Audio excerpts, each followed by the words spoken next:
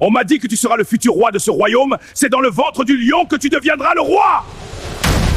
Jaloux de son étoile, le roi a jeté un enfant de 8 ans dans la cage du lion, mais ce qui s'est passé ensuite a choqué tout le royaume. Dans un ancien royaume d'Afrique, bien avant que les routes modernes traversent la savane, vivait un enfant dont tout le monde parlait. Il n'avait que 8 ans. Un simple garçon, né dans une famille pauvre, dans une petite maison de terre au bord du village, mais depuis sa naissance, quelque chose d'étrange entourait sa vie. Les anciens disaient qu'une étoile invisible brillait au-dessus de sa tête. Et cette étoile n'était pas comme les autres. Partout où l'enfant passait, les disputes se calmaient.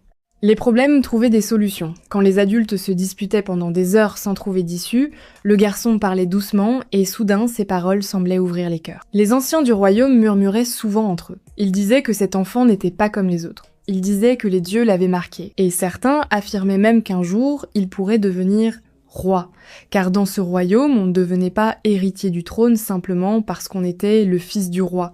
Non, selon les traditions anciennes, seuls les dieux choisissaient le futur roi. Et parfois, ils choisissaient quelqu'un que personne n'attendait. Quand ces paroles arrivèrent aux oreilles du roi, son cœur se remplit de jalousie, car lui aussi avait un fils, un prince, et dans son esprit, une seule chose comptait. Son enfant devait être l'héritier du trône royal. Pas ce petit garçon du village. Pas cet enfant pauvre que les gens regardaient déjà comme un élu. Alors le roi commença à réfléchir jour et nuit à une seule chose, comment faire disparaître cette étoile. Un matin, il envoya ses messagers au village. Ils arrivèrent devant la maison des parents de l'enfant avec un coffre lourd. À l'intérieur se trouvaient 40 pièces d'or. Plus d'or que ses parents n'en avaient jamais vu de toute leur vie. Le messager du roi parla d'une voix froide. Il dit que le roi voulait acheter leur enfant. Il leur demanda de prendre cet or et de laisser l'enfant partir vivre au palais. Mais les parents se regardèrent. Ils sentaient que quelque chose n'allait pas. Une mère ressent toujours quand le danger approche. La mère serra son fils contre elle.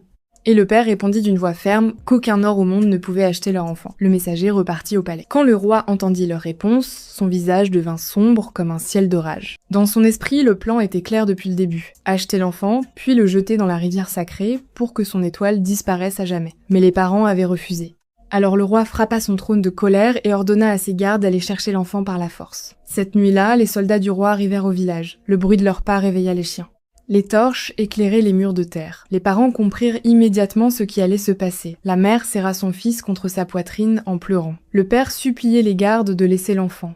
Mais les soldats n'écoutaient personne. Ils prirent le garçon. Et étrangement, l'enfant resta calme, très calme, comme s'il savait déjà que son histoire ne faisait que commencer. Ses parents tombèrent à genoux dans la poussière, la mère criait, le père pleurait en silence. Et tout le village regardait sans pouvoir intervenir. Les gardes emmenèrent l'enfant vers le palais, et personne ne savait encore que le roi avait déjà décidé de son destin. Au lever du soleil, l'enfant serait jeté dans la cage du lion du royaume,